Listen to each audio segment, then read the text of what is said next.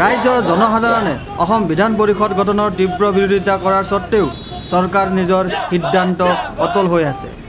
ইতিমধ্যে কেন্দ্ৰত চৰকাৰ পৰিৱৰ্তন হৈছে আৰু অসমৰ জনসাধাৰণে আশা কৰিছিল যে বিধান পৰিষদৰ বিৰুদ্ধে অসমৰ জনসাধাৰণৰ তীব্ৰ বিৰোধিতাক গুৰুত্ব দি বৰ্তমান কেন্দ্ৰীয় চৰকাৰে জনস্বাৰ্থ বিৰোধী এই বিলখন বাতিল কৰিব।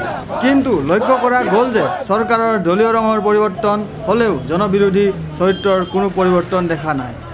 আজি SUCICৰ অসম ৰাজ্যিক কমিটিৰ আহ্বানত গুৱাহাটীৰ জজ খেলপথাৰৰ সন্মুখত জনস্বাৰ্থ বিৰোধী অপ্ৰয়োজনীয় বিধান পৰিষদ গঠনৰ বিৰুদ্ধে এক প্ৰতিবাদী অৱস্থান ধৰ্মঘট বহে। এই ধৰ্মঘটত SUCICয়ে এক স্মাৰকপত্ৰ গুৱাহাটীৰ উপায়ুক্তৰ জৰিয়তে ভাৰতৰ প্ৰধানমন্ত্ৰীলৈ প্ৰেৰণ কৰে। আৰু এই অৱস্থান ধৰ্মঘটত উপস্থিত হৈ SUCICৰ ৰাজ্যিক কমিটিৰ সদস্য সুৰাত জামান মণ্ডলে কয়, অসম চৰকাৰ কংগ্ৰেছ চৰকাৰে যেতিয়াৰ পৰা বিধান পৰিষদ গঠনৰ সিদ্ধান্ত লৈছে তেতিয়াৰে পৰা আমি ইয়াৰ বিৰোধিতা কৰিছোঁ। আৰু যোৱা 1-3 জানুৱাৰী তাৰিখ আমি ইয়াৰ বিৰুদ্ধে বিধান পৰিষদ গঠনৰ বিৰুদ্ধে আমি অসম বন্ধ মাতিছিলোঁ আৰু জনসাধাৰণৰ স্বতঃস্ফূৰ্ত সমৰ্থনৰ ভিত্তিত এই বিধান পৰিষদৰ বিৰুদ্ধে জনসাধাৰণ সিদিনা ৰাইজ হেৰি দিছিল, ৰায় প্ৰদান কৰিছিল সফল কৰাৰ মাজেদি। আপোনালোকে শুনিলে আচৰিত হ'ব, আমাৰ এই ৰাজ্যখন পৰিচালনা কৰাৰ কাৰণে এটা বিধানসভা আছে আৰু বিধানসভাই ৰাজ্যৰ যিকোনো উন্নয়নমূলক কাম আৰু ল এণ্ড অৰ্ডাৰ চিচুৱেশ্যনৰ পৰা আৰম্ভ কৰি সকলোখিনি কাম কৰিব পাৰে। ইমান দিন ধৰি বিধান পৰিষদ নাই, কিন্তু আমাৰ ৰাজ্যখন চলি আছে।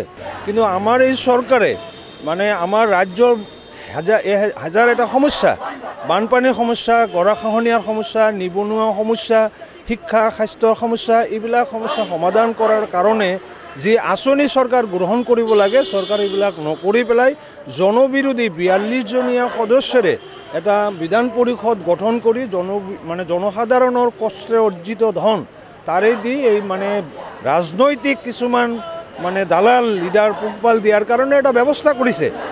আৰু ইয়াৰ বিৰুদ্ধে আমি আন্দোলন কৰি আছোঁ।